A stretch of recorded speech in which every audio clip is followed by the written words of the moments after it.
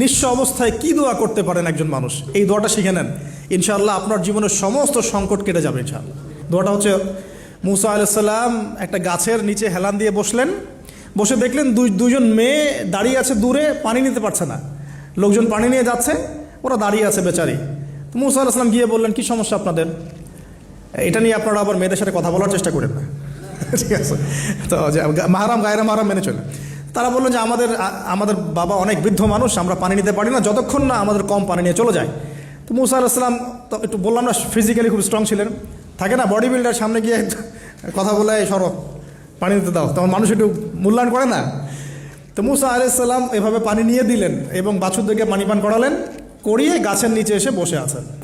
বসে বসে তিনি দোয়া করছেন, এই যে দোয়াটা তিনি দোয়া করছেন, রব্বি, একটা নেক কাজ করলেন, নেক কাজ করলেন না, মানুষের উপকার করলেন, নেক কাজ করে এসে গাছের নিচে বসে দোয়া করছেন, আল্লাহ এখানে তো আমার খাবার পানি বাসস্থান কিছুই নাই, আমি কি করব?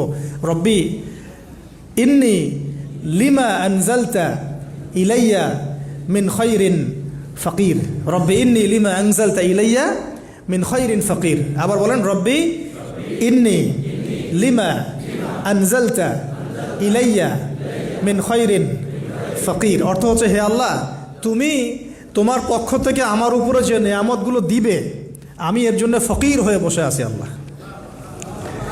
অর্থ বুঝে পড়বেন ভাই, নামাজ রোজা হজ জাকাত যাই করেন আল্লাহর ওয়াস্তে অর্থ বুঝে পড়বেন।